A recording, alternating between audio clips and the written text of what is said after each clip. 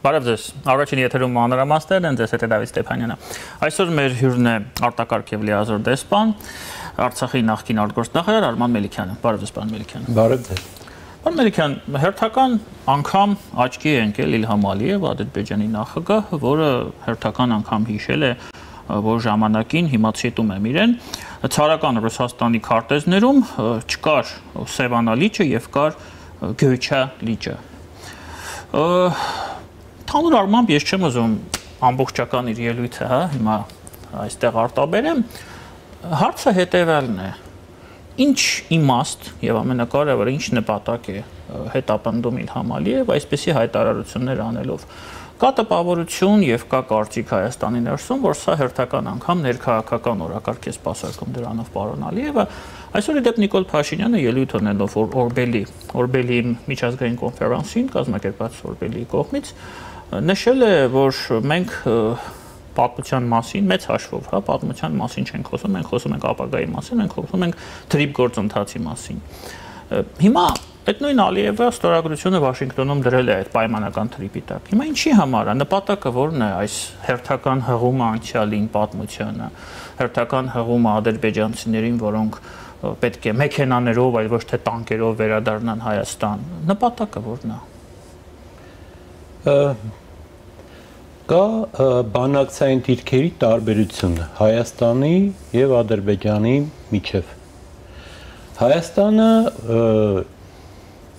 Հայաստանի գործող իշխանությունները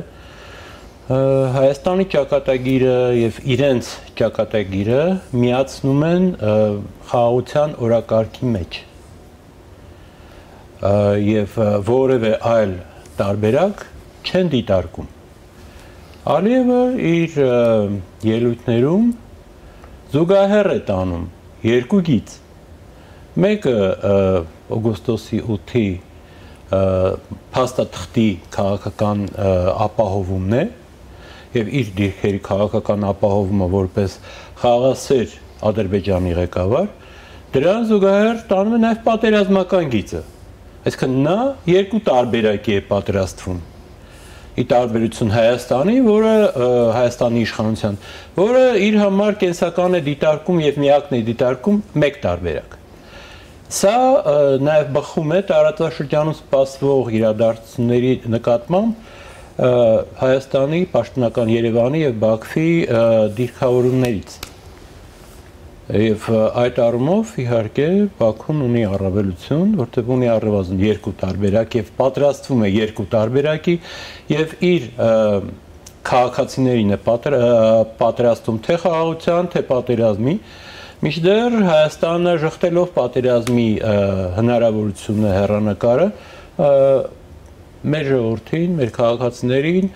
հրամցնում է բացառապես խաղաղության օրակարգը, միջազգային հանրության եւս հրամցնում է բացառապես խաղաղության օրակարգը,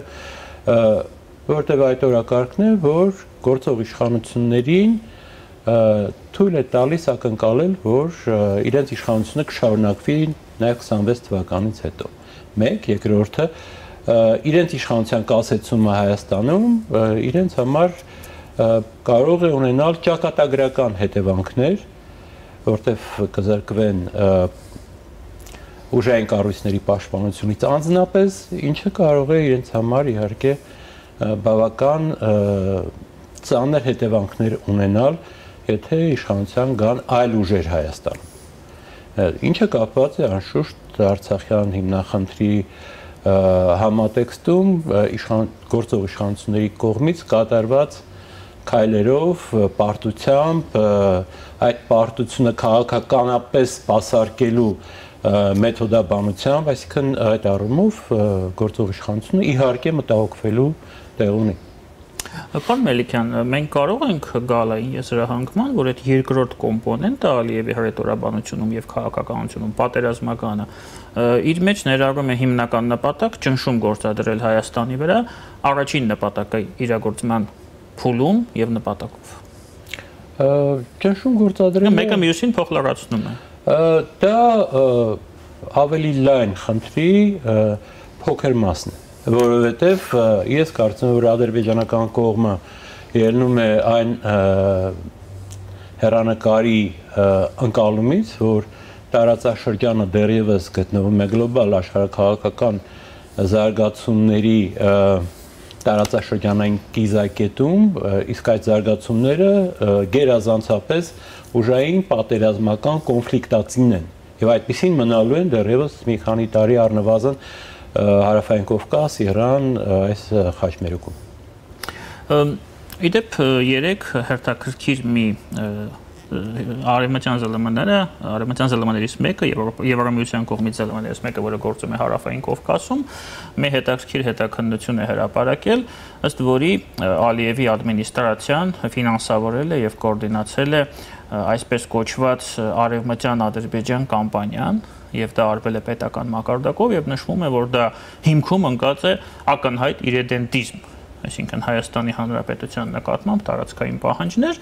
եւ այդ ամենը իրականացվել է պետական մակարդակով։ Դե մենք վաղուց դա գիտենք, բայց փաստացի հիմա կա հստակ հետաքննություն, որտեղ դա նշվում է։ Սա էլ ընկնում այս տրամաբանության տակ։ Այո, անշուշտ, որտեղ պաշտոնական Բաքուն ելնելով այս իմ նշած խաղաղության եւ պատերազմի տարբերակների զուգահեռ իր ընկալումից պատրաստ է եւ խաղաղության, եւ պատրաստ է, եթե պատերազմ սկսվի կամ ինչ-որ ձևով կոնֆլիկտային իրավիճակներ ձևավորվեն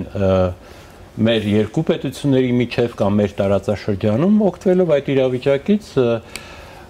փաստացի այսօր քարոզչական մակարդակում ապահովագրում է իր կողմից ուժի կիրառման ընկալելիությունը միջազգային հանրության կողմից։ Պարոն Մելիքյան, ես լիովին կիսում եմ այս տրամաբանությունը եւ հասկանում եմ ինչն է ընկած այդ հիմքում, եթե մենք դիտարկում ենք իրավիճակը ադրբեջանական կողմից, Բաքվից, բայց եկեք նայեք դիտարկենք Երևանի կողմից։ Արդյոք մենք ունենք այլ տարբերակ։ Տեսեք, Բաքուն ունի երկու տարբերակ, որովհետև ուժի դիրքերից է հանդես գալիս։ Մենք փաստացի պարտվել ենք այս պատերազմում, Արցախը կորցրել ենք եւ ուժի դիրքերից չեն կարող հանդես գալ։ Սա օբյեկտիվ իրականություն է։ Մենք այլ տարբերակ ունենք բացի այն տարբերակից, որը առաջ է տանում այս պահին մեր իշխանությունը։ Գործող իշխանությունը ինքնին այլ տարբերակ չունի։ Իսկ այլ տարբերակի պատվիրատու Հայաստանում այսօր ես չեմ տեսնում, որտեղ այդ տարբերակները հնարավոր է մշակել եւ կարելի է դա այնպես անել, որ նրանք լինեն արդյունավետ, կիրառելի եւ ապահովեն Հայաստանի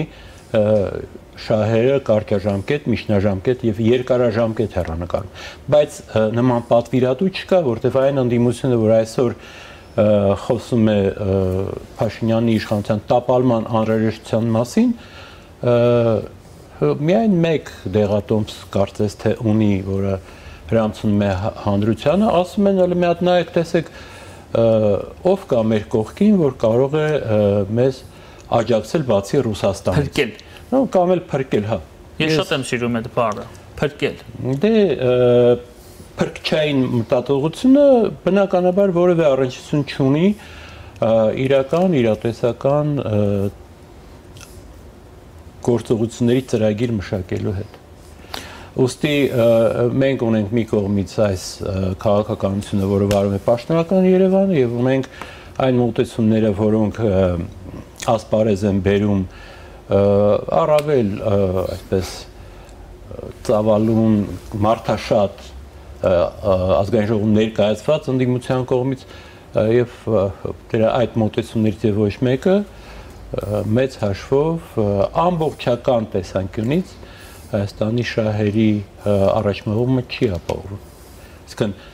Փաշինյանական մոտեցումները համակցում են արկա Հայաստանի Հանրապետության եւ գործող իշխանության գոյակցությունը, այսինքն Հայաստանի Հանրապետությունը այս փիլիսոփայության շրջանակներում պետք է գործի Փաշինյանի իշխանության ներքո կամ կա այդ փրկչային փիլիսոփայությունը, որը եւս մեր համար իրականում փրկություն չի պարունակում։ Այո։ Ցավոք սրտի տասնամյակներ է, որ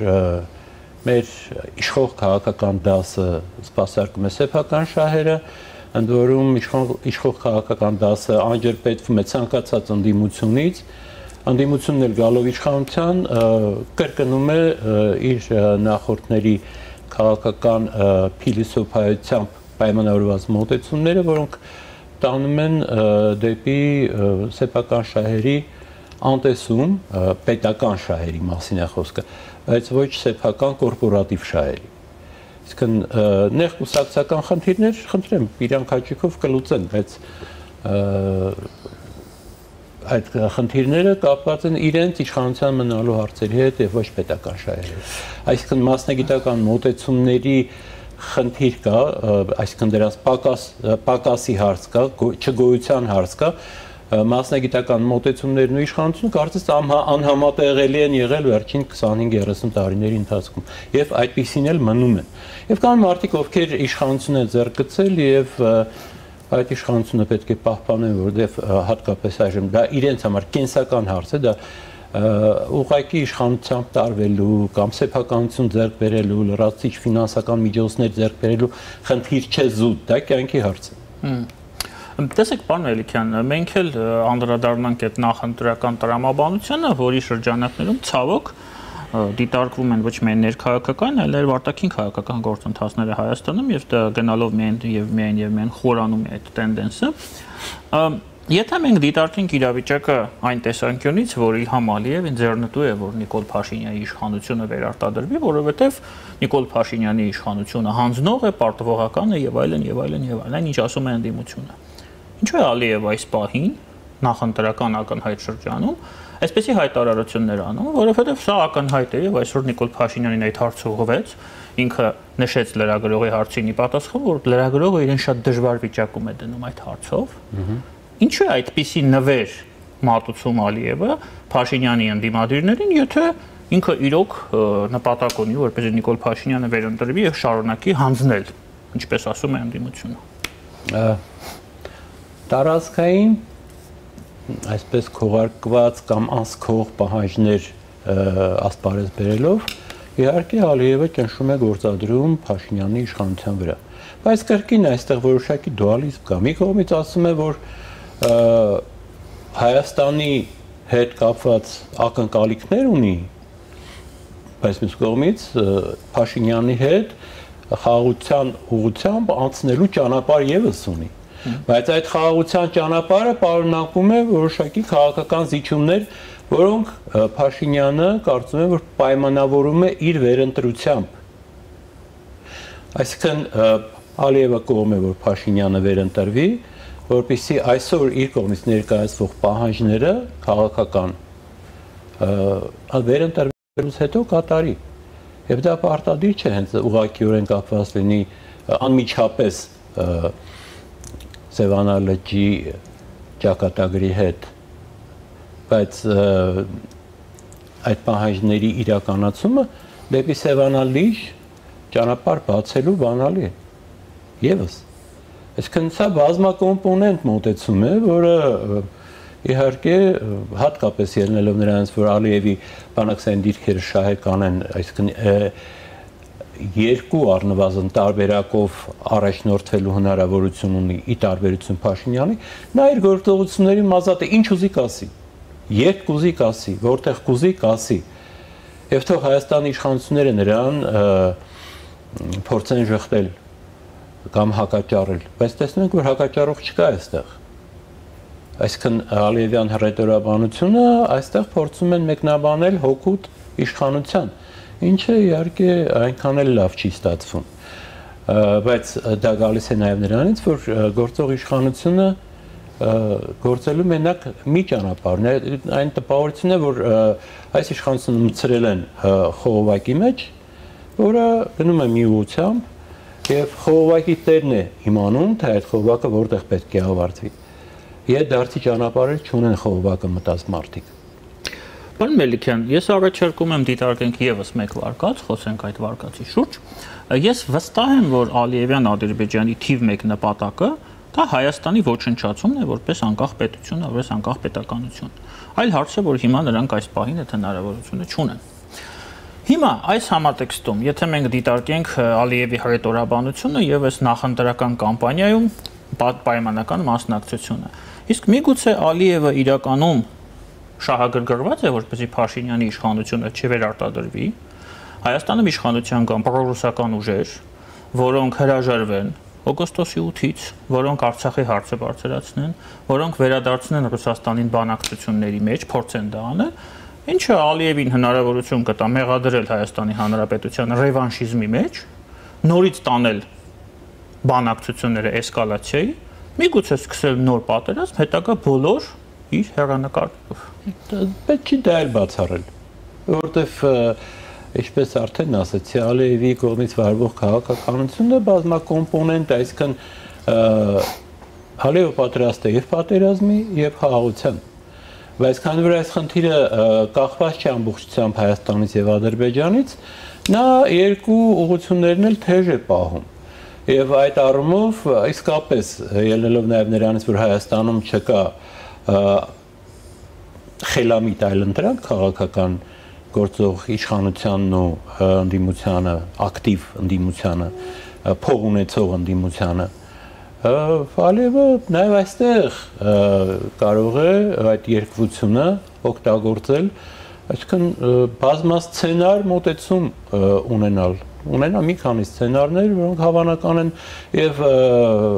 ցանկացած սցենարի կիրառման դեպքում նա հաղթող դուրս գա։ Այսինքն նա դրան է նախապատրաստվում, ինչը պետք է ցանկացած խելամիտ պետության ղեկավար անի։ Դուք կարծում եք, որ նա ցանկացած սցենարի դեպքում հաղթող է դուրս գալ Ալիևը։ Դա նա իր հաղթանակն է նախապատրաստում։ Հաղթող կլինի թե չէ, այլ հարց է։ Բայց դա կախված է նաև նրանից, թե Հայաստանում ինչպես կդիրքավորվեն քաղաքական ուժերը, արտաքին խոշոր խաղացողները ինչ նպատակներ ունեն։ Իսկն սա պարզնակ հարց չէ, բայց բոլոր դեպքերում, բոլոր հավասար պայմանների համար Ադրբեջանը փորձում է Հայաստանի նկատմամբ առավելություններ ունենալ, ընդ որում քրիտիկական առավելություններ, որոնք թույլ կտան ինչ որ մի X պահի, եթե կոնֆլիկտ առաջանա, այդ կոնֆլիկտում հաղթել թե մարտի դաշտում, թե քաղաքական ու դիվանագիտական ճակատներում։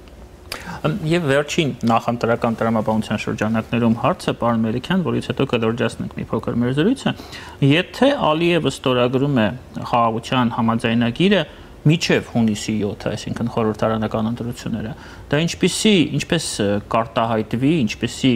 ազդեցություն կունենա քաղաքացիական պայմանագրի շանսերին հաղթանակի։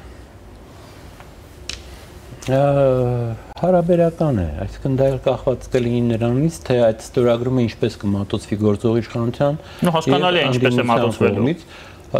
Հա, բայց գուցե ընդդիմությունն էլ այդ պահի համար ձևավորված ընդդիմադիր ճակատ կլինի, թե առանձին ինչ-որ մի քաղաքական ուժ կլինի, ինչպես կմեկնաբանի այդ փաստաթղթի ստորագրությունը։ Դա մեկ։ Ինչ խոսք, դա կարող է իհարկե հաղթաթուղթ դառնալ Փաշինյանի իշխանության համար ընտրություններում որոշակի ձայների քանակ լրացուցիչ ստանալու համար։ Բայց տեսնենք դեռ ժամանակ կա մինչև ընտրությունները եւ այս ընթացքում շատ բան կարող է փոխվել, ընդ որում կարող է նաեւ շատ էական փոփոխություններ տեղի ունենան Հայաստանի հարևանությամբ։ Հետևաբար փաստաթղթի ստորագրումը այս իշխանության համար կարող է օգտակար լինել, բայց այդ օգուտը քրիտիկական չլինի, այսինքն որոշիչ չլինի դա։ Այսինքն, երբ որ դուք ասում եք հարևան երկրները, նկատի ունեք Իրանը։ Նկատի ունեմ առաջին հերթին իհարկե Իրանը, բայց ամեն դեպքում, քանի որ մեր ամբողջ տարածաշրջանն է անհանգստության գոտու վերածվել, ապա չի կարելի բացառել Վրաստանը եւ անգամ Թուրքիան եւ շատ բան կախված կլինի նրանից, թե ինչպես կընթանան գործերը Իսրայելում Գազայի հատվածում եւ Իսրայելին հարևան պետություններում։ Իսկն այս կոնֆլիկտացին իրավիճակը մեծ տարածաշրջան է ընդգրկում, ընդ որում այստեղ տարբեր օղակները փոխկապակցված են եւ այն ինչ կարող է տեղի ունենալ Գազայում, օրինակ ուղղակիորեն կարող է ազդեցություն ունենալ նաեւ Բաքվի վրա, այնտեղի քաղաքական ռեժիմի եւ դրա ընդունած որոշումների վրա։ Հետևաբար մենք պետք է դիտարկենք իրավիճակը այս փոխկապակցվածությունը հաշվի առնելով։ Ռուսաստանը այս բոլոր գործընթացներում ինչ դերակատարում ունի եւ կարող է ունենալ։ Ռուսաստանը իր լծակները տարածաշրջանում որոշ չափով դեռ պահպանում է, որքանով ես հասկանում եմ, եւ ինչպես կարող է դիրքավորվել եւ ինչպես կդիրքավորվի ձեր կարծիքով Ռուսաստանը այս գործընթացներում։ Ռուսաստանը կաշխատի պահպանել արկա դիրքերը առանց գործընթացներին անմիջականորեն խառնվելու։ Ամերիկյան դիպլոմատ Բարբերականը հրապարակել է մի հետաքրքիր հոդված, որտեղ նշում է, որ Ամերիկայի Միացյալ Նահանգները դիտարկում են Ադրբեջանի միացումը C5+1 ֆորմատին։ Այսինքն խոսքը գնում է Կենտրոնական Ասիայի 5 երկրներ պլյուս Ադրբեջան։ Եվ այնտեղ նշվում է, որ մեծ հաշվով, քանի որ Բաքվի Ալատ նավահանգիստը միակ խոշոր տրանզիտային նավահանգիստն է Կասպից ծովի արևմտյան ափում, առանց Ադրբեջանի միջին միջանցք չի կարող ունենալ։ Եվ այստեղ մեծ նշանակություն են տալիս Ադրբեջանում եւ տպավորություն է ստեղծում, որ Վաշինգտոնում շատ լավ գիտակցում են այդ Ադրբեջանի կարևորությունը։ Այստեղից հարց է առաջանում, իսկ միգուցե Իլհամ Ալիևի այս բոլոր վերջին հայտարարությունները, այդ թվում նաև ուղղված են Ամերիկայի Միացյալ Նահանգներին, այլ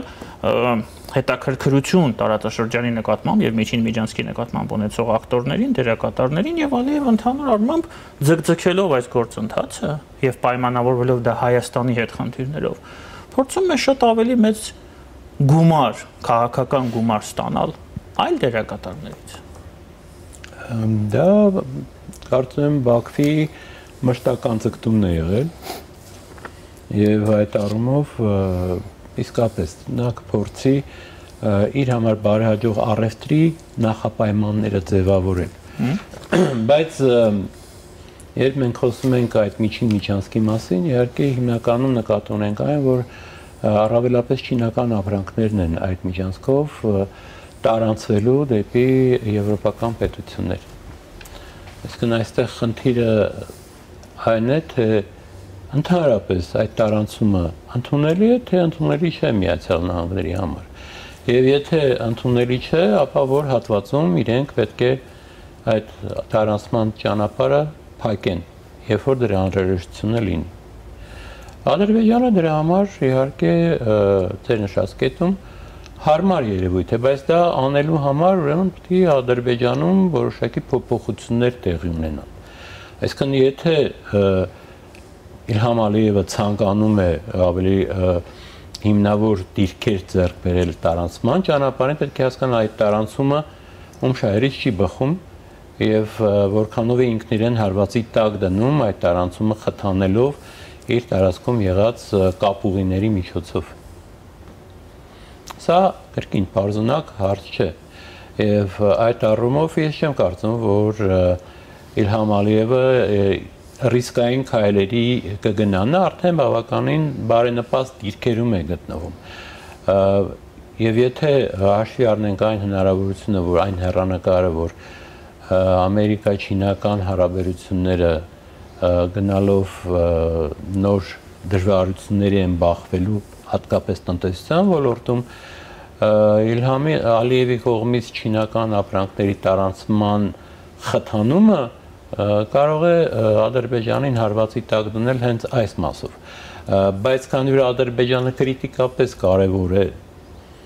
տարածաշրջանում ամերիկյան ազդեցությունը խորացնելու տեսանկյունից, Իսրայելի շահերը սպասարկելու տեսանկյունից, ապա դա կարող է դառնալ անձամբ Իլհամ Ալիևի խնդիրը, նրա կլանի իշխանության խնդիրը։ Բայց ապրենք, տեսնենք ինչպես կզարգանան իրադարձությունները, որտեղ իրականում ամեն շատ արագ է զարգանում եւ մենք առաջիկա ամիսներում միանգամայն նոր իրավիճակների կարող ենք բախվել։ Իրականում աշխարհում շատ բան է կախված իմ կարծիքով ԱՄՆ-Չինաստան հարաբերությունների հեռանկարից եւ այս առումով ես կուզեմ հիշեցնել, ես շատ ուշադիր հետևում եմ Սի Ցզինպին-Թրամփ Պուսանում կայացած հանդիպմանը 2 օր առաջ, Թրամփը այսպես է բնութագրել 10 բալանոց սանդղակով 12 բալ։ Սա պոպուլիզմ է, թե իրականում, եթե որ փորձում ենք հասկանալ ինչ է տեղի ունեցել, մի քանի ձեռքբերում կարող ենք նշել այդ հանդիպման արդյունքներով, որոնք կապված են հիմնականում մաքսատուրքերի հետ, արդյոք Չինաստանի եւ ԱՄՆ-ի միջև չի կարող այս շփումների վերջն արդյունքում հասկանալի է մեկ հանդիպման արդյունքով չի կարելի դա ակնկալել, կիսել մեծ հաշվով։ Մենք սիրում ենք, չէ՞, այդ բառը, կիսել աշխարհը, հա, ժամանակին ասում են Ռուսաստանն ու Ամերիկան են կիսել։ Հիմա նրանք կարող են պայմանավորվել եւ գնալ գործարքի, կիսել, բաժանել աշխարհը ազդեցության գոտիների։ Աշխարհի բաժանում ազդեցության գոտիների Միացյալ Նահանգների միանշանակ պարտությունն է լինելու։ Եվ Վաշինգտոնում կարծում եմ չեն գնա դրան։ Երբեք։ Կարող են լինել ժամանակավոր լուծումներ, որտեղ իրենց գերակայությունը աշխարհում պահպանելու համար անհրաժեշտ կլինի միջոցների զինանոց կիրառել, տարբեր միջոցների, եւ դա ժամանակատար process է, որում էլի բազմակոմպոնենտ եւ բազմակայլ կոմբինացիաների հարց է, բայց պայմանավորվել աշխարհը կիսելու մասին, ոչ։ Թրամփին այդ գործարքը չեն ների, եթե նա նույնիսկ փորձի գնալ։ Չեն ների, դա Միացյալ Նահանգների համար պարզապես ռազմաքաղաքական աղետ է լինելու, եւ դա շատ լավ գիտակցվում է այնտեղ։ Իսկն բոլոր միջոցները այսօր որ կարող են կիրառվել, դա ժամանակի մեջ տեղավորվելու նպատակ է ունենալու, բայց տեղավորվել նրա համար, որպեսզի իրենց գերակայությունը հաստատվի աշխարհում եւ ճանաչվի այդ թվում նաեւ Չինաստանի կողմից։ Այսինքն այստեղ հավասար մրցակցությունը բացառված է։ Այսինքն ԱՄՆ-ի աշխարհաքաղաքական դոկտրինում, արտաքին քաղաքական դոկտրինում շարունակում է լինել մեկ նպատակ, մեկ բևեռ աշխարհ, եւ այդ բևեռը պետք է լինի ԱՄՆ-ն։ Այո, որտեվ այդ բացառիկ գերակայությունն է Միացյալ Նահանգների որպես պետության գոյության հիմքը։ Հետևաբար բոլոր այն խոսակցությունները, որ Թրամփը իզոլացիոնիստ է, հիմնականում ունեցել են ներքաղաքական սպառում, այսինքն հասցեատերը եղել է շարքային ընտրողը, որը օրինակ նախընտրում է սեփական տանդեմի ճանապարհը ունեն տեսնել ավելի հարթ եւ ավելի բարեկեցիկ, քան Ամերիկայի ներկայություն օրինակ Ֆիլիպիններում։ Դե շատ լավ կարողացել է համակցել նախագահ Թրամփը այդ ներքին քարոզությունը, երբ ասում է, որ Միացյալ Նահանգները պետք է կրկին դառնան մեծ տերություն, վերադառնան իրենց նախկին դիրքերին, բայց մյուս կողմից նաև բարձրանում է, թե քանի պատերազմ եք ասացրել, դա նշանակում է, որ արտաքին ոլորտում նա չափազանց ակտիվ է։ Ընդ որում չեմ բացառում, որ երբեմն հենց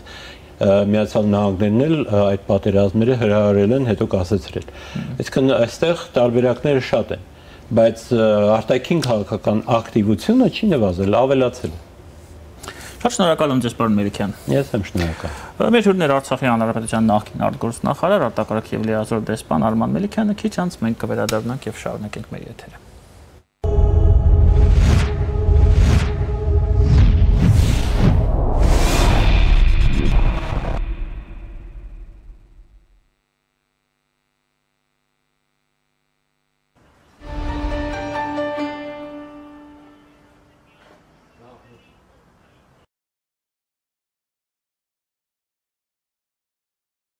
Ջերուսման սեզոնին ընթരാճ մեծ ակցիա իդեալ համակարգում։ Իդեալ համակարգը ներկայացնում է նոր խնայողության բանաձև։ Ջերուսման ամբողջական խնայող համակարգ, գումարած 100,000 դրամ արժողությամբ սերտիֆիկատ, բաժանած 18 ամիսների հավասար է 0% տոկոսադրույք։ Այսինքն ձեռք բերելով Ջերուսման ամբողջական խնայող համակարգ մատչելի գնով ստանում եք 100,000 դրամի սերտիֆիկատ իդեալ համակարգի կողմից։ Իսկ վճարումը կարող եք կատարել ապառիկ 18 ամիս առանց որևէ տոկոս վճարելու։ Կան տարբերակներ, կա իդեալական տարբերակ։ Մանրամասները idealsystem.am Իդեալ համակարգ 28 տարի դեպի կատարելություն։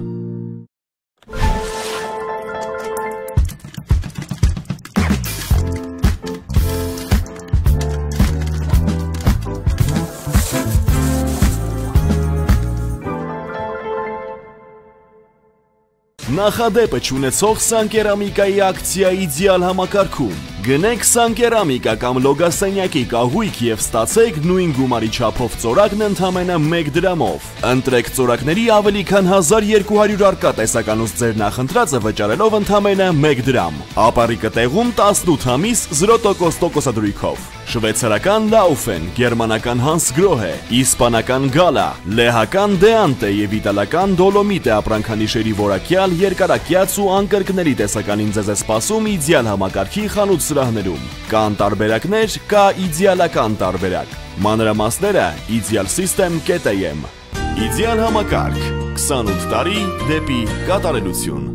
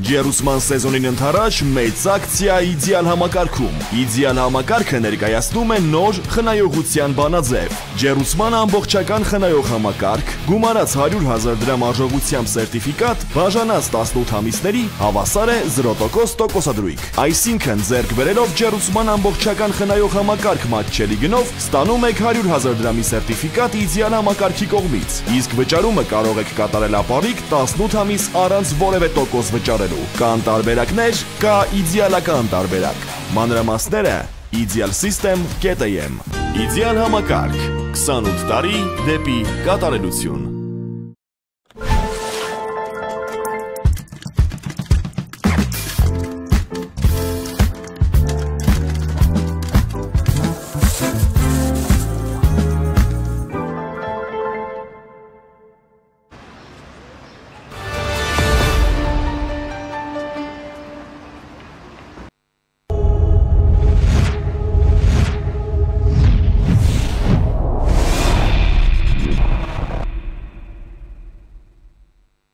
Մեր եթերը շարունակվում է տեսակապով, մեր Շվեյցարիայի Ցյուրիխ քաղաքից է միացել ադրբեջանցի քաղաքական վտարանդի, լրագրող, քաղաքական մեկնաբան Ռաուֆ Միրկադիրովը։ Приветствую вас, Рауф. Добрый день, или у вас уже добрый вечер. Приветствую вас и всех ваших слушателей. Рауф, хотелось бы узнать ваше мнение относительно мотивации последних заявлений президента Азербайджана Ильхама Алиева, который в очередной раз вспомнил о существовании озера Гейча, который был на каких-то картах царской России, вспомнил об азербайджанцах, которые должны возвратиться в Армению не на танках, а на автомобилях. Я задаю на самом деле этот вопрос без всякой задней мысли, совершенно откровенно. Для чего в условиях, когда мы идем на первый взгляд к миру? Я думаю, что куда бы мы ни шли, хорошо, чтобы шли к миру. В любом есть какие-то остановочки, полустанки и так далее, и так далее. То есть необходимо учиться, с обоих сторон есть еще внутренняя некая аудитория, о которой надо проявить заботу. И это нормально, это политика. Политики должны быть популистами, я многократно говорил, но это не всегда их нереальная политика. То есть сейчас ему во время встречи в Академии надо... о чем он может говорить? О физике, что о развитии физики он не может говорить, или какой-то медицины. Он не специалист в этой области. Он более-менее может говорить об истории, о международных отношениях и так далее. Но он поговорил об этом. Я думаю, что это понимает, что сейчас какие-то он на самом деле меры будет предпринимать или же требовать во время переговоров. Переговоров вряд ли стоит, особенно если учесть, что сам факт беженцев, то есть возвращение беженцев в места в свои постоянные проживания, речь идет не только допустим, беженцев какого-то региона, вообще беженцев, то есть речь может идти, то есть армянских беженцев в Азербайджан,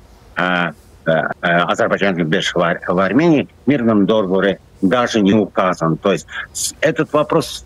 безусловно, будет поднят, так как этот вопрос будет поднят и прежде всего армянской стороной. Я думаю, что в ближайшее время, этот вопрос, особенно в отношении Нагорной части Карабаха, он как бы всегда этот вопрос тоже будет держать под контролем. Я думаю, что это тоже важно для Пашиняна, что, хотя он говорит обратное, что возвращение сейчас очень опасно, невозможно и так далее, не нужно, но рано или поздно этот вопрос с учетом внутренней аудитории будет поднят. И, возможно, будет подписано когда в каком-то этапе какое-то соглашение по этому поводу. Но сейчас это не актуально. Сейчас это не актуально. Его выступление это было адресовано для внутренней аудитории. Я думаю, что это не было адресовано для армянского шейпа. Он просто необходимо было успокоить тех людей, особенно, скажем так, людей, которые являются выходцами из Армении и так далее, людей, которые в последние годы питались именно тем, что мы вернемся как бы там ни было на эти территории, сказать, что этот вопрос с повестки дня не снят. Но этот вопрос не актуален. Раф, вот вы говорите, в Азербайджане есть люди, которые хотят возвратиться в Армению. А Нагорный Карабах, часть немного, но есть. Да, часть Нагорного Карабаха под контролем Азербайджана с 2020 года, с 2023 года полностью вся территория под контролем Азербайджана. Насколько мне известно, там очень мало людей проживает сейчас. И недавно там побывал итальянский журналист, чтобы быть объективным и беспристрастным, со ссылкой на него я отмечу, который также это подтвердил, отметив, что там очень мало людей живет на этих огромных территориях. В целом 12 тысяч квадратов. Почему вот такая ситуация? И вот не заселяя эти территории... Думаю, прошу прощения, я завершу вопрос. Я завершу вопрос. Спасибо. Да, я уже завершаю. И если Азербайджан сейчас не в состоянии, не хочет или не может заселить Нагорный Карабах, тогда откуда возьмутся эти люди, которые готовы вернуться в Армению? Что, по крайней мере, уверяю вас, на горной части Карабаха есть кому заселиться, и люди, по крайней мере, уж точно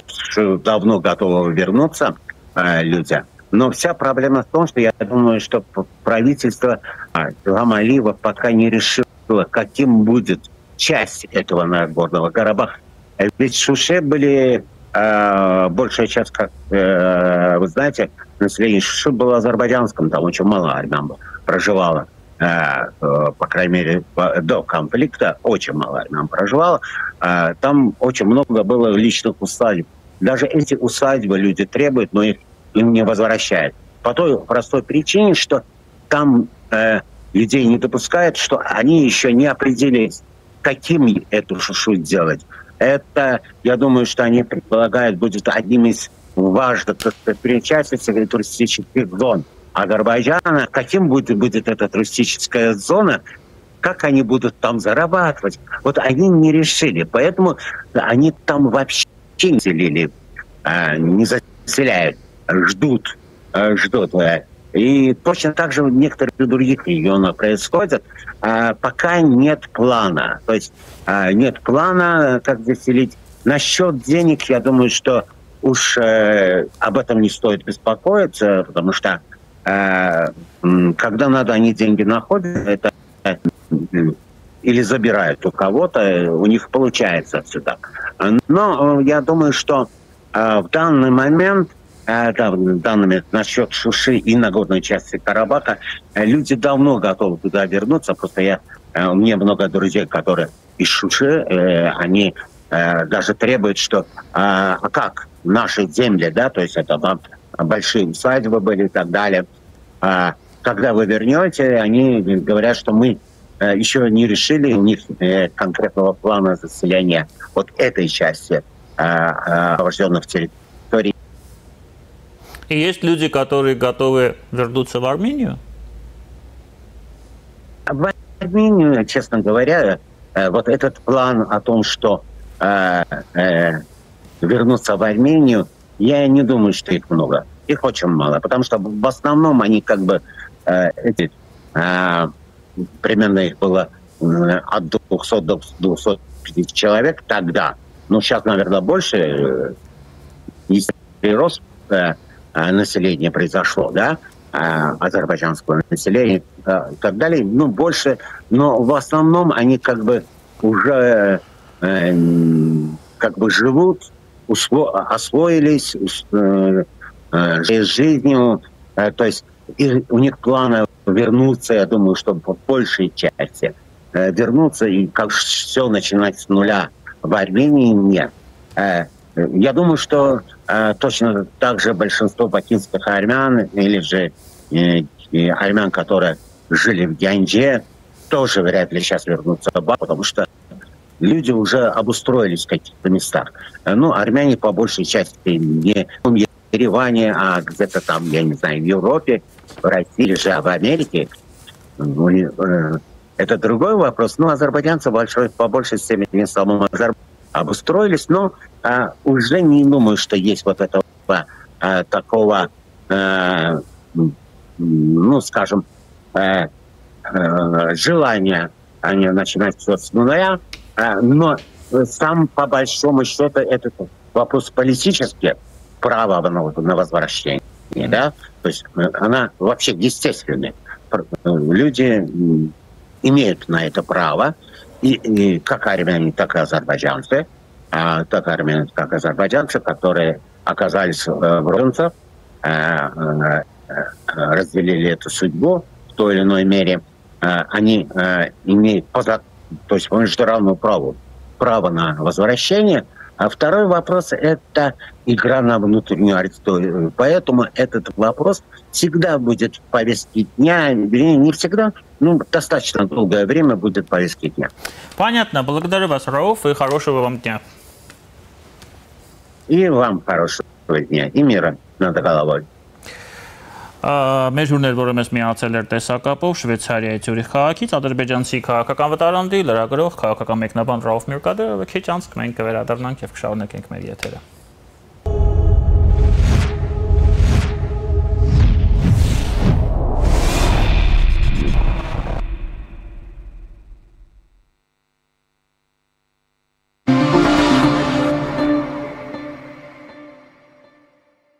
Ջերուսման սեզոնին ընթരാճ մեծ ակցիա իդեալ համակարգում։ Իդեալ համակարգը ներկայացնում է նոր խնայողության բանաձև։ Ջերուսման ամբողջական խնայող համակարգ, գումարած 100,000 դրամ արժողությամբ սերտիֆիկատ, բաժանած 18 ամիսների հավասար է 0% տոկոսադրույք։ Այսինքն ձեռք բերելով ջերուսման ամբողջական խնայող համակարգ մատչելի գնով ստանում եք 100,000 դրամի սերտիֆիկատ իդեալ համակարգի կողմից։ Իսկ վճարումը կարող եք կատարել ապառիկ 18 ամիս առանց որևէ տոկոս վճարելու։ Կան տարբերակներ, կա իդեալական տարբերակ։ Մանրամասները idealsystem.am Իդեալ համակարգ 28 տարի դեպի կատարելություն։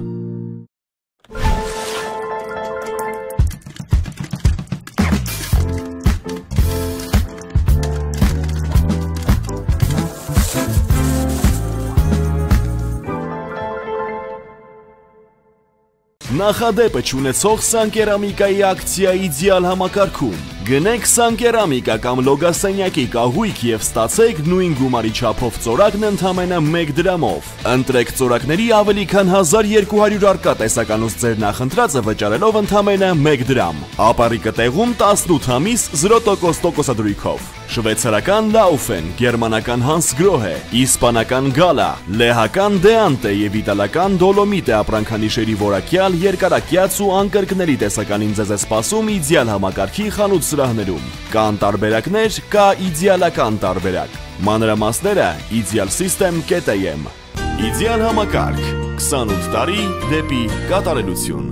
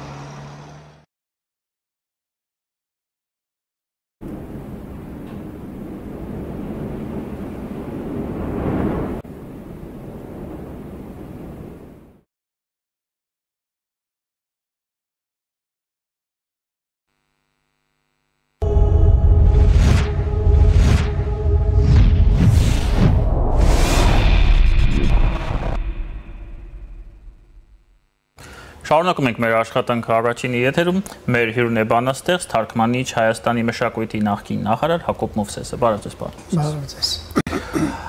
Այսօր եկեղեցու Գերագույն հոգևոր խորհրդի ժողովն է մեկնարկում, շատ կարևոր մի միջոցառում, հաշվի առնելով, թե ինչ պայմաններում է այն անցնում, երկրում ինչ իրավիճակ է։ Մենք տեսնում ենք, որ կան պատարակներ, որոնք միանշանակ չեն ընկալվում եկեղեցու կողմից,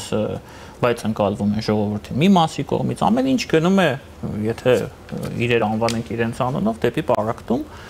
որոնցում ոչ մի ռացիոնալության հիմք ես անձամբ որպես քաղաքացի չեմ տեսնում։ Հիմա այս Գերագույն հոգևոր խորհրդի ժողովը ըստ ձեզ կարող է դուրս գալ ինչ-որ լուծումների, որոնք կլինեն ընդունելի եւ եկեղեցու համար, եկեղեցու իշխանների համար եւ իշխանության համար, քաղաքական իշխանության։ Եվ ամենակարևորը մեր բոլորիս Հայաստանի ժողովրդի, Հայաստանի հասարակության համար, որովհետեւ այն ինչ կատարվում է, անձամբ ինձ համար անընդունելի է եւ ողջունելի չէ եւ որևէ լավ տեղ այս ամենը չի տանում։ Իհարկե, աստվածտա որ այդպես լինի, այս հակամարտությունը ինչ-որ լուծում ստանա, որովհետեւ սա պարակտում է մեր ժողովրդին, ամբողջ հարցն այն է, որ մեր հասարակությունը սա համարում է որպես պետություն եկեղեցի հակամարտություն եկեղեցու դեմ։ Իրականում ուրեմն այս հակամարտության արմատները շատ խորն են, բազմիցս դրա մասին խոսել ենք եւ ավանդույթի տեսակետից եկեղեցին մեր սովոր է պետական գործառույթներ կատարել, պատմության բերումով այդպես է եղել 12-13-րդ դարերից սկսած։ Իր բոլոր թերուտեմ, բացասական եւ դրական դասավորումներով։ Եվ այսօր եթե մենք նայենք մեր եկեղեցու պատմությունը, մենք տեսնենք, որ ռուսական կայսրության ամրապնդումից ի վեր ներսես աշտարակեցու ժամանակներից կամ մի քիչ գուցե ավելի շուտ եկեղեցին ռուսական պետության, այսպես ասած, ուշադրության կենտրոնում է եղել հայ եկեղեցին որպես իշխանություն։ Ընդհանրապես, եթե մեր 10-րդ, 20-րդ դարի պատմությունը մենք նայենք, մենք տեսնենք, որ մենք ունեցել ենք 4 քաղաքական կուսակցություն, դաշնակներ, ռամկավարներ, հնչակներ, բոլշևիկներ եւ եկեղեցի։ Եկեղեցին նույնպես իշխանական քաղաքական գործառույթներ է ունեցել թե Օսմանյան կայսրությունում, թե մանավանդ այս ռուսական կայսրության կազմի մեջ։ Եվ եկեղեցու մեջ ձևավորվել է մի ավանդույթ, որ ինքը պետք է մասնակցի իր ժողովրդի քաղաքական կյանքին։ Իհարկե, ինքը քաղաքականության հիմքում կրոնական եւ եկեղեցական դրույթները առկա են, բայց առկա են աշխարհականացված աշխարհիկ կերպերով, որոնք եկեղեցին նույնիսկ կարող է եւ չընդունել։ Օրինակ եկեղեցու ասենք սեր, հանդուրժողականություն, հավասարություն, եղբայրություն, ինչ որ մենք կարծեմ անցած անգամ խոսեցինք, ընկած է ֆրանսիական հեղափոխության լոզունգների հիմքում, չէ, եղբայրություն, ազատություն, անկախություն եւ որոնք եվրոպական պետության, այսպես ասած, հիմքն են, դեմոկրատիայի եւ եվրոպական պետության հիմքը, եվրոպական քրիստոնեական, այսպես ասենք, հիմքն են։ Այս աշխարհականացումը եկեղեցին կարող է նաեւ չընդունել, չնայած Եվրոպայում այդպիսի պայքար շատ կարճ ժամանակով ընթացավ եւ եկեղեցին առանձնացավ իբրև հոգեվոր կառույց, իբրև այսպես ասած նվիրապետություն, աստվածապետություն եւ եկեղեցին պետությունը անկախացավ որպես աշխարհիկ պետություն։ Մեզ մոտ առայժմ այդ բաժանումը տեղի չի ունեցել, մանավանդ վերջին 30 տարիների ընթացքում մեր պատմության տարտղնումների, խարխափովների ֆոնի վրա մեր եկեղեցին չթաքցնենք մեզնից օգտագործվել է քաղաքական նպատակներով եւ օգտագործվում է առայժմ խոսենք այսպես եւ դրսից եւ իմիջայլոց ներսից ոչ միայն դրսից, այլ նաեւ ներսից եւ այդպիսի մի իշխանական, այսինքն աշխարհիկ իշխանական սեկուլյարիզացիայից դուրս մի մտայնություն կա այժմ եկեղեցու մեջ, ես կարծում եմ, որ պայքարի հիմնական հակամարտության հիմնական պատճառը մեր եկեղեցու իշխանական նկարտումներն են եւ դրսի ու ներսի իշխանական պետական քաղաքական ուժերի կողմից օգտագործվելու իր հակումը այս պայքարը այսպես թե այնպես երկար տևել չի կարող, որտեղ մեր երկիրը հիմա լրիվ ուրիշ այսպես ասած կացությունների մեջ է, բնականաբար եկեղեցին էլ որպես մեր ժողովրդի եւ մեր պետության մի կարևորագույն մասը, այդ օրգանիզմի մի կարևորագույն մասը չի կարող այդ օրգանիզմի բիոռիթմերից դուրս մնալ։ Պարոն Ասես, դուք նշեցիք, որ պայքարը երկար տևել չի կարող։ Տեսեք ինչ է տեղի ունենում։ Կարգալույծ է արվել հոգևորական, օհանավանքի հոգևորականը։ Հիմա իշխանությունը պատրաստվում է նոր պատարագի մասնակցել մա Թալինում։ Հիմա նույնիսկ այսօր շատ հնարավոր է, ամենայն դեպս այդ մասին արդեն խոսում է Էջմիածինը, հոգևորականներն այդ մասին խոսում, կարգալույծ արվի եւ Թալինի հոգևորականը, հոգևոր հայրը եւ, եթե չեմ սխալվում, Հաղարծինի։ Լավ, այսպես կարգալույծ անելով։ Այսպես կարգալույծ անելով, եկեղեցին կարգալույծ է անում ինքն իրեն։ Կարգալույծ անելը հարցի լուծում չէ, գիտեք, եթե ես ու դու իրար հետ հակադրություններ ունենք, սիրելի Դավիթ, եւ դու հանկարծ չնեղանաս գրպանիցը թանես ատրճանակ եւ կրակես ուրեմն ին վրա, դա դեռևս հարցի լուծում չէ։ Եկեղեցին թող ինքը բացատրի, դա այս հակամարտությունը պետության հետ ինչից է սկսվել, ինչ տնտեսական, եթե կուզեք իմանալ, քրյա օլիգարխիկ, էլ չեմ ասում գաղափարական տարաձայնություններ կան իր եւ պետության միջև, եւ մենք մեր ժողովուրդն էլ գիտեք հավատացյալ եկեղեցու շուքի հովանտակ ապրած ժողովուրդը չի մոլորվի եւ չի կարծի, թե այսօր եկեղեցու դեմ պայքար կա, այնինչ ես այսօրվա պայքարը համարում եմ հանուն եկեղեցու պայքար։ Հայ ժողովուրդը հավատացյալ ժողովուրդ է, իր եկեղեցուն հավատում է եւ ուզում է ունենալ ամբասիր, մաքուր եկեղեցի ու եկեղեցական։ Ուզում է ունենալ մի եկեղեցական, որի ձեռքը ինքը համբուրելիս ակնածանք կզգա։ Ուզում է ունենալ կասկածանք չզգա։ Կասկածանք չզգա։ Ուզում է ունենալ մի եկեղեցի, որի, այսպես ասած, եպիսկոպոսը կամ արքեպիսկոպոսը օրենքով եպիսկոպոս չլինի։ Ակնարկս հասկանում եք։ Ինչ եմ ասում, որով մեր եկեղեցին վերջին 30 տարիների ընթացքում լծվեց, այլ բիզնեսներ, այլ գողականներ, այլ Գարապաշարում է դա երևում շատ դեպքերում։ Չխորանանք, չմտնենք Չխորանանք եւ խոսենք մի փոքր այլ խնդրի մասին, որը կարծում եմ իրականում ոչ պակաս կարևոր է, պարոն Մովսես, մեր հասարակության մասին եմ ուզում խոսել։ Ես ինքս վստահ եմ եւ ցավով եմ սա նշում, որ մեր հասարակությունը ծանր հիվանդ է։ Այդ հիվանդության հերթական արտացոլումը մենք տեսանք այն դեպքում, զարհուրելի դեպքում, որը տեղի ունեցավ Ցափակաղում, երբ որ հայրը սպանեց սեփական երեխային։ Ես ինքս որպես լրագրող, որպես քաղաքական մեկնաբան, որպես փորձագետ իմ համեստ դիրքից պատասխանատվություն եմ զգում այդ ամենի համար։ Ես վստահ եմ դուք հասկանում եք ինչ եմ ես ուզում ասել, եւ ես ընդհանուր առմամբ պատասխանատվություն եմ զգում, որ այդ խնդիրներին երևի բավարար կերպով չեմ անդրադառնում իմ բոլոր ելույթների հասարակական գործունեության ժամանակ։ Հիմա հարցը այսպեսինն է. արդյոք դուք մտավորականներդ, մենք մեր համեստ դիրքում չպետք է այս ամենի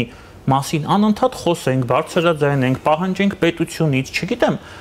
ստեղծենք մթնոլորտ այս երկրում, որ այս ամեն ինչը սկսի փոխվել, որովհետև այս զարհուրելի դեպքերը ընտանեկան բռնության աճ ունենք հիմա։ Ամուսինը ծեծում է, կնոջը ծեծում է երեխաներին, այդ ամենը շատ դեպքերում դուրս չի գալիս ընտանիքից, շատ դեպքերում դուրս է գալիս։ Երեք Արփինե Սարգսյանը նախարարը ներկայացրել է վիճակագրություն, սարսափելի թվեր են։ Ինչ անենք մենք,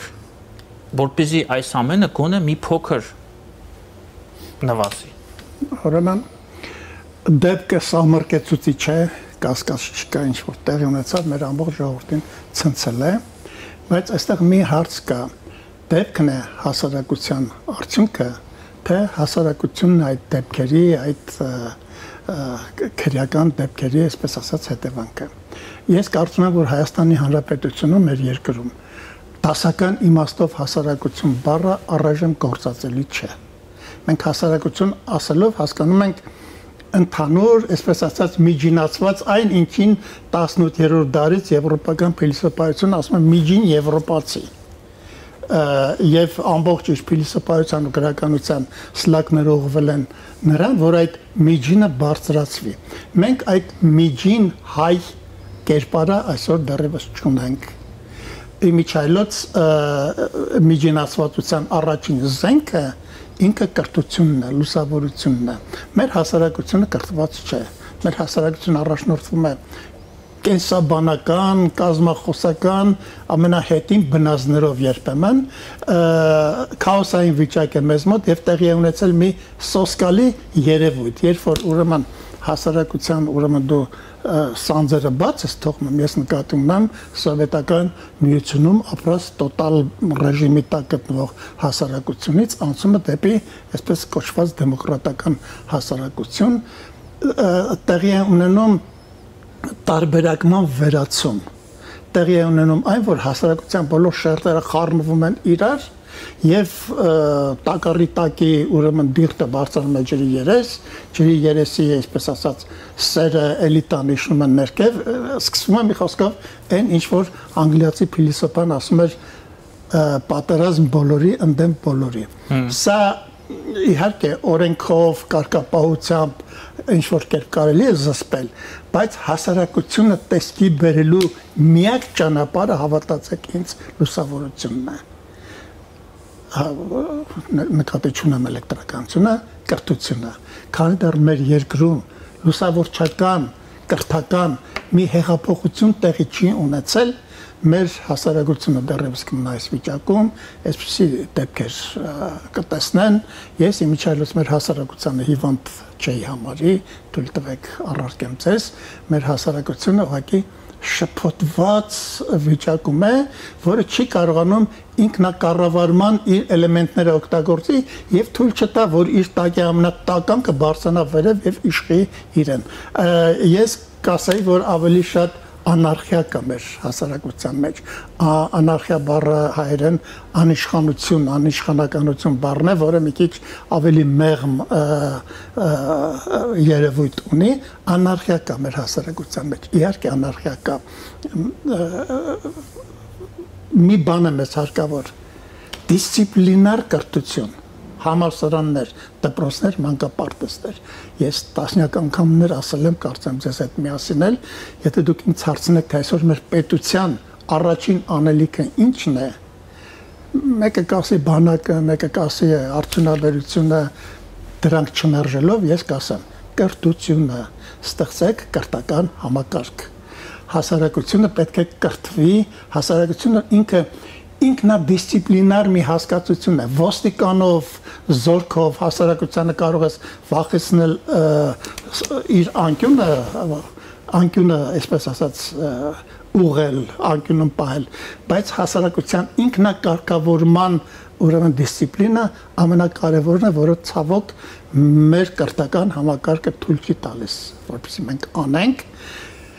Ես այն էլ ասեմ, որ դա ամենադժվարն է պետության մեջ, ամենադժվարն է, որտեղ մեր կրթությունը 70 տարի նստած է եղել ուրիշ արժե համակարգերի վրա, ուրիշ գաղափարախոսական իդեոմների վրա, այսօր մենք լրիվ ուրիշ իրականության մեջ ենք։ Հոգեբանության մեջ մի հասկացություն կա, որը կոչվում է ուրեմն մտածական անհամաչափություն։ Այն ինչ որ մենք գիտենք, լավ թե վատ գիտենք։ Այսօր ստեղծված է մի իրականություն, որը մեր իմացածին չի համապատասխանում։ Եվ մենք չգիտենք ինչ անենք։ Այ դրա տեղը ոստիկանի չէ որ պետք է ցույց տա, ռազմական իշխանությունը կամ պետական իշխանությունը չէ որ պետք է ցույց տա, դրա տեղը պետք է ցույց տա կրթությունը, որը ես ձեզ ասեմ Հայաստանում այդ 70-ամյա ավանդույթի ճոռոմախոսության, հիմարախոսության, պետության գիտակցության իսպար բացակայության, պաթետիկ հայրենասիրության, կեղծ պաթետիկ հայրենասիրության պայմաններում հեշտ չի վերացնել։ Հասկանում եք, օրինակ, չի կարող այսօրվա հասարակության մեջ ուսանողը իրավունք չունի ավարտի համալսարանը կամ մանկավարժական բուհը եթե ինքը չի կարտացել, ասենք Լևիաթանը, պետության մասին անգիր չի արել Լևիաթան գիրքը։ Ինքը պետք է այդ ամեն ինչը իմանա, դա չի նշանակում, որ հակասությունները կվերանան, բայց կրթությունը թույլ կտա, որ ամեն մարդ նստի, ամեն շերտ նստի իր տեղում, իսկ իր տեղում հավատացեք ոչ մի բան վտանգավոր չէ։ Գողը կամ մարտասպանը բանտում պակաս վտանգավոր է, քան ազգային ժողովում։ Իսկ իրավական նիհիլիզմ Հայաստանում չկա, մեր հասարակությունում չկա, պարոն Մովսես։ Չի կարող չլինել։ Հայ ժողովուրդը ընդհանրապես նիհիլիստ ժողովուրդ է։ Նիհիլիզմ բառը իմիջիալոց ոչնչապաշտություն, հայերեն ասում են ոչնչապաշտություն, նիհիլին ոչինչ բարձ է։ Բայց մեզ մոտ մի զարմանալի հակասություն կա։ Ուրեմն տեսեք, եվրոպական քրիստոնեական իրականության մեջ նիհիլիզմը փիլիսոփայություն է ծնում, աթեիզմի գուցե գրկում, որը նորմալ, այսինքն դրանից միտք է ծնվում։ Մեր ժողովուրդը մի абսուրդ իրավիճակում է հայտնված։ Ինքը նիհիլիստ է, բայց նյութապաշտ է։ Այս երկու բաները իրար հետ երբ որ գալիս ուրեմն Ֆրանկենշտեյնն է ծնվում։ Ֆրանկենշտեյնն է ծնվում, որովհետև չկա աշխարհում ավելի մեծ չարիք, քան նիհիլիստ մարդը, որ ասում է, այս կյանքը ոչ մի բան արժեքություն չունի, այս պետությունը, այս երկիր չի, բայց առավոտից իրիկուն մտածում է, թե իր տան ունեցվածքը ոնց բազմապատկի կամ իր հարստությունը բանկում ոնց բազմապատկի։ Սա էլ պատմական ակնարկներ ունի, արմատներ ունի իր տակ, սա էլ պետք է կրթությամբ վերացվի։ Իմիջիալոց այսօրվա մեր ամբողջ հասարակության իդիոմատիկան, գաղափարախոսական ուղղվածությունը պետք է հենց ուղղել բարոյական արժեհամակարգերին, որոնցով մեր մշակույթը, մեր գրականությունը լիքն է, մեր հոգին էլ է լիքը։ Ուղղակի մենք տեսնում ենք, որ դա բանեցնելու տեղ չկա։ Հասկանում եք, մարդուն ասում ես ազնիվ եղիր, բայց ինքը պետք է տեսնի, որ ազնիվ լինելը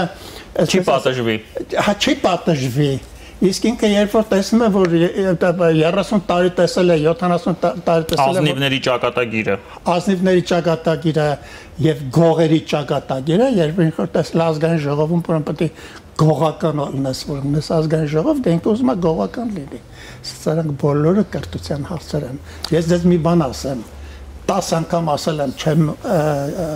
հանդգնում ցանցրանում նորից ասելով Հայաստանի Հանրապետության առաջին բուհը պետք է լինի մանկավարժական համալսարանը։ Մանկավարժական համալսարանին պետք է 10, 15, 20 տարի տրվի առանձնաշնորհյալ, առանձնահատուկ վիճակ եւ Հայաստանի Հանրապետության հասարակության ձևավորման առաջին կատեգորիալ քայլերից մեկը պետք է լինի ուսուցիչը, ուսուցչի աշխատավարձը գյուղական վայրերում մարզերից սկսած պետք է $1000 պակաս չլինի, դուք կտեսնեք իհարկե, որ մի 5-10 տարի հետո պատկերը կփոխվի։ Մեր գյուղերը այսօր խավարի մեջ են, խավարամտության մեջ են։ Մեր գյուղերը, ծայրամասերը հոգևոր կապ չունեն իրենց մշակույթի, իրենց պատմության հետ։ Մեր ծայրագավառը, այսպես ասած, իր պատմության օրենտացիաներից դուրս են գեց։ Մարդիկ բեղաբար, ձանձրացած, զզված, բանից անտեղյակ աշխատում են, ապրում են, ասել թե այդ մարդիկ անտաղանդ մարդիկ են, չէ, անտաղանդ չեն։ Ես մի 2 ամիս առաջ եղա իմ ծննդավայրի գյուղերից մեկում։ Ոչ գրադարան կա, իմիջիալոց այս դպրոցաշինության այս մեծ բանը, որ գնում է Հայաստանում, ես կուզենայի, որ ամեն մի դպրոցում մեր պետությունը գրադարաններին հատուկ ուշադրություն դարձներ, որովհետև կոմունիկացիա է գրադարանը իր մշակույթի հետ, քաղաքի հետ, կենտրոնի հետ, մտքի հետ, սրանք հարցեր են, որ նաև վարչական լուծումներ են պահանջում եւ որոնց վրա մեր երկիրը պետք է ուշադրություն դարձնի։ Շատ շնորհակալ եմ ձեզ, պարոն Մովսես, հետաքրքիր զրույցի համար, միայն ուզում եմ հուսամ, որ այս զրույցը համապատասխան պատկան մարմինները կլսեն, ուշադրություն կդարձնեն եւ կանեն հետևություններ։ Շատ շնորհակալ եմ ձեզ։ Մեր հյուրներ բանաստեղծ, թարգմանիչ, Հայաստանի մշակույթի նախկին նախարար Հակոբ Մովսեսը, այսպիսին էին այսօրվա մանրամասները, ես Դավիթ Ստեփանյանն եմ, կհանդիպենք։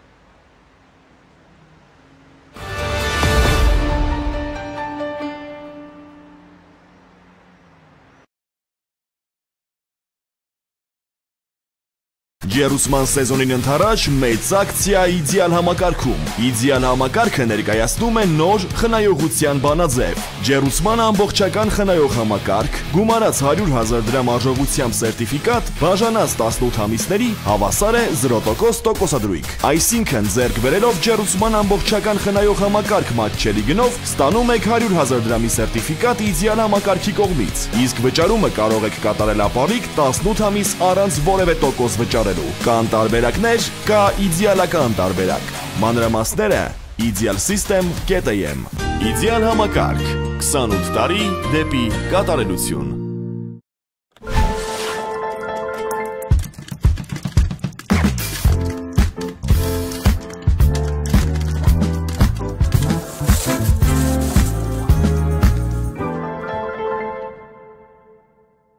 Նախադեպը չունեցող Սանկերամիկայի ակցիա իդեալ համակարգում։ Գնեք Սանկերամիկա կամ լոգասենյակի կահույք եւ ստացեք նույն գումարի չափով ծորակն ընդամենը 1 դրամով։ Ընտրեք ծորակների ավելի քան 1200 առկա տեսականուց ձեր նախընտրածը վճարելով ընդամենը 1 դրամ։ Ապառիկը տեղում 18 ամիս 0% տոկոսադրույքով։ Շվեյցարական Laufen, գերմանական Hansgrohe, իսպանական Gala, լեհական Deante եւ իտալական Dolomite ապրանքանիշերի որակյալ երկարակյաց ու անկրկնելի տեսականին ձեզ է սպասում իդեալ համակարգի խանութ սրահներում։ Կան տարբերակներ, կա իդեալական տարբերակ։ Մանրամասները idealsystem.am։